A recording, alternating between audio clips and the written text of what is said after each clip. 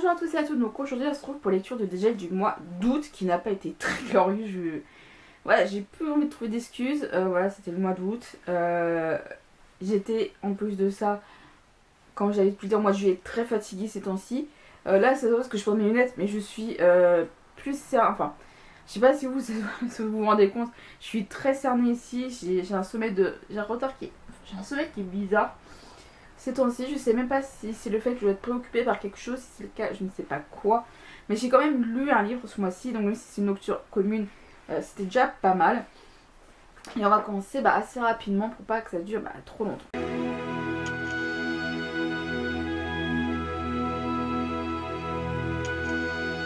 Dans les livres lus et non chroniqués ce mois-ci, mais la chronique va venir assez rapidement. C'est donc le tome 7 des ailes d'Alexandre d'Anne Robillard, donc le tome 7, donc James aux éditions Michel Lafon. Le tome 7, j'aurai des trucs à dire et enfin je vais pas trop vous en parler, mais j'ai retrouvé un petit peu plus de négatif, un peu comme le... non. Comme le tome 6 dont je vous ai parlé plus tôt, donc qui est donc Sirène. Mais en tout cas avec Mathilde on était surtout d'accord sur quelques points. Que je peux comprendre que ça plaise pas forcément à tout le monde, ce genre de... Malheureusement, elle est en train de tirer sa série sur la longueur, et une longueur qui n'est plus valable, qui ne correspond plus du tout au premier tome en fait. Et c'est ce que je trouve le plus. C'est vrai que durant les sorties vidéo, j'ai dû voir que la caméra bougeait pas mal, mais c'est à cause d'Antoinette qui passe, hein, évidemment, c'est habitué. Je la laisse quand même dans l'appartement, mais elle revient toujours vers moi pour des caresses et autres. Mais en tout cas, dans l'ensemble, ça reste quand même... Après, si vous aimez, si vous avez toujours aimé continuer à les lire et tout, dites-moi pourquoi, parce que moi j'ai du mal à m'y reconnaître dans cette série. Pourtant, Anne Robillard, j'adore ce qu'elle écrit, mais j'ai l'impression qu'elle aurait dû faire une autre série en... comment dire, c'est un peu comme les héritiers d'Anne, dans le sens où elle aurait pu faire une série, continuer une série à part, dans le sens où... Enfin, démarrer une série à part, mais qui aurait eu comme base les ailes d'Alexandre, parce que ça... Moi, ça ne démarre plus sur le bon point. Mais vous aurez quand même plus en détail très prochainement mon avis là-dessus. Mais en gros, c'est ça.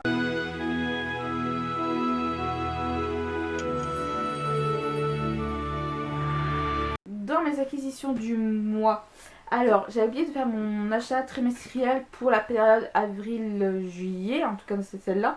Et donc, François Cyr m'a donc envoyé un livre. Et donc là, parce que j'ai un abonnement à François Cyr, et donc là vous avez plusieurs options qui s'offrent à vous. Soit, justement, si vous n'avez pas fait votre achat trimestriel, il vous envoie un livre, et là vous avez plusieurs choix. Soit vous le ramenez, le livre vous plaît pas, vous le ramenez en boutique et il vous offre un bon d'achat que vous transformez en autre chose, soit pour acheter d'autres livres ou pour des trucs photos, etc.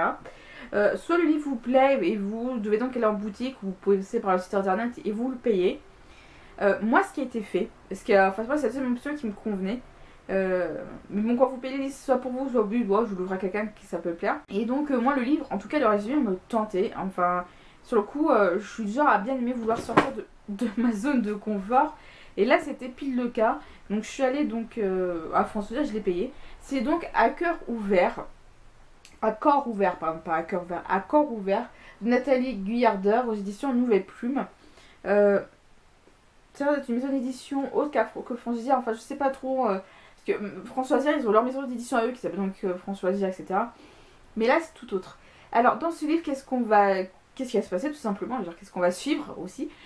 On va suivre Julia Lemonnier, qui est donc avocate pénaliste à Marseille. Et donc, elle s'est fait un serment, celui de ne pas défendre des narcotrafiquants. Je suis en train de chercher le terme depuis tout à l'heure. Des narcotrafiquants, pourquoi? Parce que pour elle, ce sont des narcotrafiquants qui sont responsables de la mort de sa sœur Cléo, décédée d'une overdose dans une boîte de nuit. Alors on ne sait pas si c'était il y a 2 ans, 2 mois, enfin on ne sait pas, c'est pas spécialement dit. On sait que c'est... Enfin qu'elle est... Julia est donc traumatisée par ça. Donc voilà, donc elle accomplit son devoir d'avocate, etc. Sauf qu'un jour, un détenu du nom de Jorgi Garcia, enfermé en bonnette, souhaite qu'elle devienne son avocate. Sauf que ce Jorgi, enfin je sais pas comment ça se prononce ça, le prononce ce gars, jusqu'à que, voilà, on va l'appeler Garcia, jusqu'à que ce Garcia lui demande d'être son avocate. Sauf que ce Garcia est un narcotrafiquant. Donc ça va un peu à l'encontre du précepte de Julia. du principe, de ses préceptes. Sauf que ce Garcia a un avis de taille, non, comment ils appellent ça? Un argument de poids, celui que ce Garcia a des informations concernant la mort de Cléo, donc la sœur de Julia. Sauf que justement au moment où Julia va pour donner sa réponse, elle est donc intimider quelqu'un harcelant des intimidations. Et donc c'est soit elle va défendre ce Garcia et ainsi avoir des réponses vis-à-vis de sa sœur, soit c'est mal parti pour elle. Donc c'est ça qui est vraiment intéressant, c'est que je peux comprendre, elle a ses principes, elle veut pas défendre de narcotrafiquants parce que pour elle, elle est responsable de la mort de sa sœur, mais là elle se retrouve à devoir défendre, à vouloir défendre peut-être un narcotrafiquant, on ne sait pas si c'est positif ou négatif. Et elle se retrouve comme elle est menacée malgré qu'elle veut des réponses sur la mort de sa sœur. J'ai trouvé ça vraiment très intéressant comme résumé. Je suis pas du tout thriller, je pense que vous le savez. Au moment où je vais poster cette vidéo, vous aurez donc l'organisation de ma bibliothèque des poches qui se trouve juste là pour moi. Mais en tout cas, voilà, je suis pas très thriller, pardon, mais au moins j'ai bien envie de tester parce que la couverture me tombe bien. Et justement, c'est passé où on a ce côté où on va avoir un passé qui va donc être révélé. Et j'ai également ressenti ça vis-à-vis de trafic de Johanna Zaïre, c'est vraiment ce côté où on est dans le monde de la drogue, du trafic, etc. Et finalement, t'as le passé qui se révèle et ça me donne envie en tout cas. Je suis donc allée comme je vous l'ai dit, à France-Ozar pour aller payer à corps ouvert que j'avais reçu à la maison. Et je me suis dit, tiens, je vais faire mon achat trimestriel pour ce trimestre-ci, avant septembre. Je l'ai fait. Et j'ai vu que c'était donc une intégrale. Alors je me suis dit, en plus, ça tombait bien. Ça faisait un moment qu'elles étaient dans ma wishlist, pardon.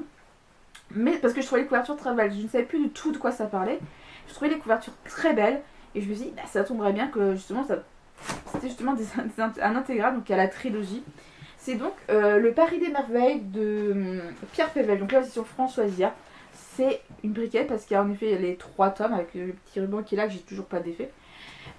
Qui est une intégrale qui fait un peu moins de 800 pages, si je vous dis pas de bêtises. Un peu plus, on est à 830 pages. Je trouve la couverture mais vraiment très belle parce qu'elle fait vraiment très 19e. Donc Paris début du 19e. Voilà, un peu ce qui est intéressant dans cette édition-ci. Je vais vous montrer, c'est que les premiers chapitres, donc déjà c'est une édition que support qui est illustrée, donc comme ceci, donc je trouve vraiment très beau, toujours un lien avec la couverture qui d'ailleurs est très belle, je sais pas ce que vous en pensez. Et donc chaque début de chapitre vous avez ceci, des petites décorations, et il y a même des petites décos pour souvent entre chaque paragraphe, je pense que vous connaissez. Je suis pas trop approchée parce qu'elle est assez lourde, donc je peux pas trop soulever.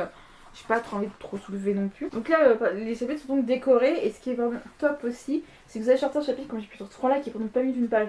Donc c'est bien, ça fait pas trop plus épais que ça. Enfin, ça rajoute pas des pages en plus. Et autre truc intéressant qui fait, certes, le livre est illustré. Je suis en train de chercher pour vous montrer. Ce serait top de vous montrer un truc assez sympathique que j'ai d'ailleurs vraiment trouvé intéressant. Alors, un truc qui est vraiment intéressant, c'est justement ceci. Là, c'est tout le premier qui est dans le livre, hein, c'est-à-dire qu'il y en a d'autres au fil des pages. Donc là, c'est le personnage de Louis Denisard Hippolyte Griffon, qui est apparemment le personnage qu'on suit. Et donc, il y en a comme ça justement des illustrations, des personnages qu'on suit au fur et à mesure de l'ouvrage. Ce qui va, si j'ai remarqué, c'est qu'il y a l'air d'avoir un chat à chaque fois qui a une illustration, non? Ah oui. Donc comme là, et là, il y a toujours un chat. Alors, je sais pas si je vous spoil avec les personnages ou pas. Mais je trouve ça vraiment intéressant, ça permet d'avoir une idée de ce qu'à quoi ressemblent les personnages. Et j'adore tout le temps l'illustration. C'est un style, j'ai fait cette remarque-là à la libraire, que justement les illustrations sont pensées assez d'un illustrateur, enfin d'un artiste célèbre, j'ai oublié le nom d'ailleurs. Je crois que c'est Moura, M-U-C-H-A. Et je trouve que ça ressemble beaucoup à cet univers-là quand j'ai regardé notamment les couvertures. Mais en tout cas, je les ai j'ai l'intégrale que j'ai hâte de lire et que je trouve vraiment très belle. Alors, en prix public, si vous l'achetez à France Ozar, vous le prenez en prix public. C'est-à-dire que si vous n'êtes pas abonné à France Ozar, je vous le dis tout de suite pour que vous soyez au courant. Si vous n'êtes pas abonné à France Ozar, le livre est à 40€. Oui, ça coûte cher pour ce que c'est, mais j'ai envie de vous dire, c'est... voilà, vous payez le prix de l'objet livre, en tout cas qui est très beau. Si vous êtes abonné à France Ozar, ce qui est mon cas, moi je l'ai payé 25€. Donc il y a une différence de 15€. Et en tout cas, voilà, c'est une belle briquette. Alors l'histoire, j'ai pu vous lire le résumé parce que sinon je vais pas y arriver à faut le résumer parce que je sais même plus de quoi ça parle. Paris, début du XXe siècle. Les messieurs ont de fières moustaches, des chapeaux melons, des dames portent des corsets, des jupons, des bottines à boutons. Déjà, des rutilantes tacos pétarades parmi les fiacres le long des grands boulevards, aux immeubles haussmanniens. Mais ce n'est pas le Paris de la belle époque tel que nous l'entendons. La tour Eiffel est en bois blanc. Les sirènes ont investi la Seine. Les farfadets le bois de Vincennes. Des chaînés disques de philosophie et une ligne de métro permettent de rejoindre le pays des fées. Bienvenue dans le Palais des Merveilles. Occupé à enquêter sur le trafic d'objets enchantés, Louis Denisard, Hippolyte Griffon, mage du cercle Sian, se retrouve mêlé à une série de meurtres. Confronté à des gargouilles immortelles et à un puissant sorcier, Griffon n'a d'autre choix de s'associer à Isabelle de Saint-Gilles, une fée renégate que le mage ne connaît que trop bien. Cette édition collector est superbement illustrée par Xavier Colette. Donc je pense que là, c'est pas du tout mon style de prédiction à la base. J'ai l'impression qu'il y a un côté un petit peu, je dirais pas steampunk, mais quelque chose dans le genre, un peu de chronie parce que c'est vraiment un autre monde, mais je sais pas dans quoi c'est rangé. Je sais qu'il y a un style particulier, mais je n'ai plus. Donc si vous avez le nom du style littéraire à quoi il est rattaché ce roman, dites-le moi. Voilà, je ne suis pas une spécialiste et en tout cas, j'ai bien de vous le lire parce que, enfin, je lirai un par un, mais peut-être séparément, je laisserai peut-être de la marge, mais on verra bien. Je l'ai enfin trouvé. Enfin, depuis des mois, enfin, quelques années maintenant. C'est le tome 3 du Sablier de Mu, donc Les Fils du Dragon de M.H. Esling aux éditions 1000 saisons. J'ai galéré comme personne pour le trouver. En fait, j'ai le tome 1 et le tome 2 qui sont juste là. Ça démarque pas, faudrait que j'y range. Donc le tome 1, le tome de l'accomplissement et le tome 2, La guerre des immortels, toujours de M.H. Esling aux éditions 1000 saisons. Sauf que la maison d'édition, elle a tout simplement fermé. C'est des choses qui arrivent. Et donc voilà, je voulais à tout prix l'acquérir. Sachez que je l'ai déjà lu, j'ai déjà lu la trilogie en entière. Alors quel est l'intérêt de les avoir en papier? C'est que je les ai déjà lus en numérique, mais je voulais à tout prix les avoir en papier pour les relier au cas où. Parce que je crois que j'ai dû faire une mauvaise manip et supprimer les formats numériques. Mais j'avais vraiment adoré la trilogie. Faudrait que je vérifie si je les ai chroniqués en vidéo. Je vais me rappeler de les avoir chroniqués à l'écrit sur le blog. Et je ne sais plus si je les ai écrits. Je les ai fait en vidéo. Je vais vous donc résumer que le tome 1.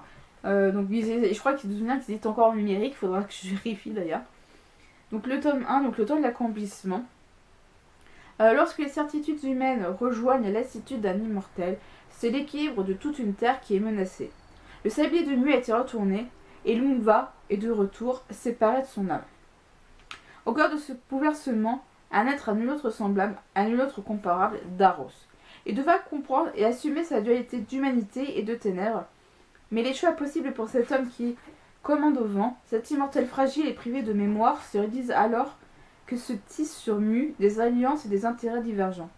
Les dés sont jetés, la guerre est déclarée, les dragons éthérés attendent, le destin du Mu va se jouer sous l'œil inflexible de la nuit.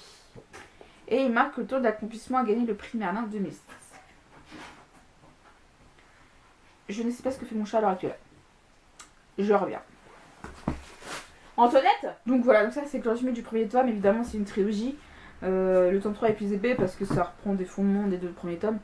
Mais en tout cas, c'est une trilogie que je peux vous conseiller si vous voulez vraiment avoir un petit truc. Bon, je pense que les prix littéraires, j'ai du mal à accepter le fait qu'il y a des livres qui ont eu des prix, que ce soit prix concours. On va dire, c'est pas parce que le livre a reçu un prix que je vais forcément l'acheter à l'école.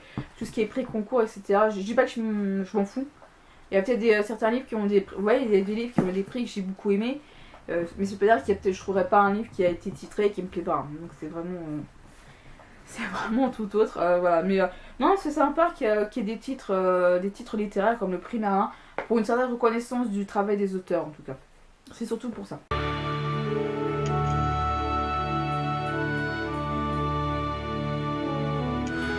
Donc pour la palle, je voulais faire une palle rentrée scolaire, tout simplement. Et je me suis dit, tiens, je vais prendre des livres qui vont parler de rentrée scolaire. Et en fait, j'ai pas sur le thème de la rentrée scolaire.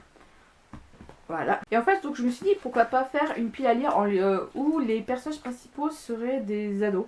ou des enfants, tout simplement. Et donc ce que je vais faire, donc, en tout cas qui ont lien, certes qui ont des enfants en personnages principaux, mais aussi un livre où c'est que d'histoire, et donc voilà, donc ça tombe bien. J'ai l'intention de terminer ce qui est vraiment très court. Là, il y a certains, il faut vraiment que je termine aussi, parce que j'en ai marre de ces trucs de livres que je ne termine pas. Le tome 2 des Pourquoi l'histoire de Stéphane Bern, position François Lisière, il me reste vraiment plus grand chose à lire. C'est un livre que je pourrais lire un petit peu au boulot, parce qu'en fait, j'ai changé d'emploi, donc je suis animatrice à temps partiel, et en fait, de 14h à 16h, je ne travaille pas. Et au lieu de rentrer chez moi, etc., je reste donc sur mon lieu de travail. Et j'ai donc 2 heures à tuer, entre guillemets. Donc il m'autorise à rester sur site, mais par contre je ne suis pas considérée comme sur un temps de travail. Donc ça va me permettre d'avancer un petit peu dans mes lectures. Si je rentre à l'appartement, si par exemple j'ai oublié de donner des croquettes en toilette le matin, enfin de remettre pas mal de croquettes le matin pour la journée, etc. Assassin's Creed, le premier tome de Last Descendants de Matthew J. Kirby aux éditions Bayard. Donc là j'ai des post-it, donc j'en suis à la moitié. Ça va se lire assez rapidement je pense.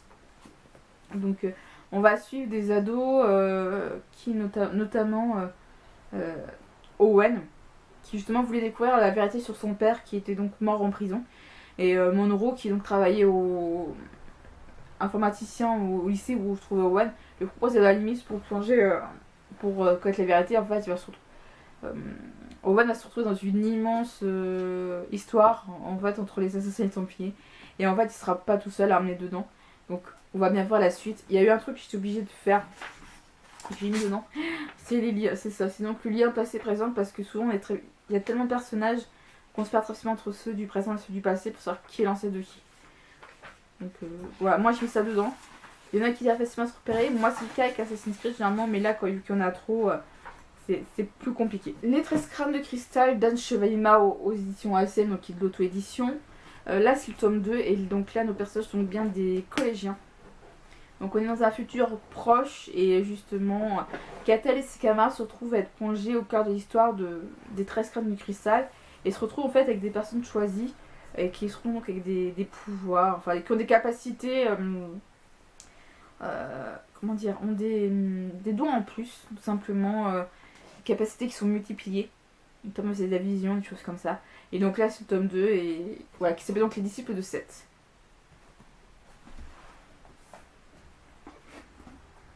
Le navigateur de MySpace, pardon, de Cyril Pujol, c'est idylif.com. Alors, pour ceux qui me suivent depuis récemment, j'ai donc lu le premier tome, donc La confrérie d'Archeronde, il y a des années. Je pense qu'il y a cette possibilité que je m'en souvienne assez facilement si je suis facilement replongée dedans. Je suis tapée avec celui-là. Mais en tout cas, j'ai beaucoup aimé le premier tome. Et j'ai le tome 2 là qui est là et le tome 3 qui est vraiment dans ma palle. Je vais donc vous lire le résumé du premier tome pour ceux qui ne connaissent pas. Donc Théophile Wolff attend avec réticence sa rentrée au lycée d'Archeronde. Si ce lycée prestigieux donne à ses élèves une meilleure formation à la magie de l'intermonde, son frère s'est également illustré avant d'être connu comme un assassin psychopathe à la solde de Majustan. Son évasion de la forteresse et des cauchemars quelques jours avant la rentrée des classes alimente la psychose à son sujet. Présent à grippe par le conseiller d'éducation, Théo découvre bientôt qu'une mystérieuse confrérie œuvre dans le lycée, s'imposant aux règles et en faisant montre d'une magie inédite. De balades nocturnes en aventures oniriques, Théo et ses amis vont bientôt découvrir qu'Archeronde est à lieu de bataille féroce pour la prévention de sombres secrets. Donc là j'ai l'intention de lire par la suite. Alors là aussi je pense que je vais pas le présenter plus que ça parce que tout le monde en a entendu parler. Il y a même eu le tome 4 qui est sorti je crois. Si c'est ça le tome 4 ou tome 5, je crois que c'est plus le tome 4. C'est donc Hollow City, donc le tome 2 de la série Les enfants. Miss Peregrine des enfants particuliers par Ransom Riggs aux éditions Bayard. J'ai donc lu le tome 1 avant que le film sorte. Film réalisé par Tim Burton. J'ai toujours pas eu la suite et voilà, j'ai pas le tome 3 donc je peux venir chez le temps. Mais là j'ai commencé à le lire le tome 2, je vais reprendre à zéro parce que je crois que j'ai oublié. Mais en tout cas j'avais vraiment aimé le tome 1, le film était génial mais ils ont pas mal changé la fin. Je pense qu'ils ont dû modifier la fin du film, parce qu'ils ont peut-être pas attention sur la suite en film, je sais pas du tout. Donc voilà, donc j'aime toujours autant. Ah si, j'en étais à là, apparemment, donc je pense que je vais peut-être éviter de le... Je suis à 166 pages, donc ça veut dire que l'avais commencé, mais je pense pas que j'étais si loin, donc je pense que je pourrais facilement me replonger. Mais j'adore toujours cet aspect de se lire avec les vieilles photos, comme ici. Et ça, je trouve que ça met une petite touche en plus à l'histoire. Et ce qui nous ont remis les personnages avec les photos et tout, et parce que j'aime beaucoup. Sur ma liseuse, parce que j'ai une liseuse auto que j'utilise, je vais donc lire le premier tome de la série Les Trackers, je crois que c'est une duologie et une trilogie, qui s'appelle donc Le Dernier des Commères. C'est par Fabien Humbert, édition édition édition H, je dis pas de bêtises. J'ai commencé à lire, il fait 120 pages et à l'heure actuelle j'en suis à 25. Donc j'en suis pratiquement à un bon quart du livre. Et pour l'instant j'aime bien. Voilà, je vais pas trop vous en parler parce que je suis en pleine lecture dedans, donc j'ai pas trop envie de vous spoiler. Enfin, j'ai du mal un peu à expliquer ce qui se passe pour l'instant, mais j'aime bien. C'est de la SF, je suis pas très SF, mais en tout cas, on va bien voir ce que ça donne par la suite.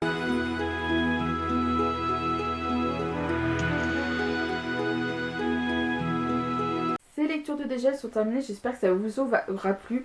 Bon, j'ai beaucoup toujours divagué sur la pâle qui je tiendrai pas du tout.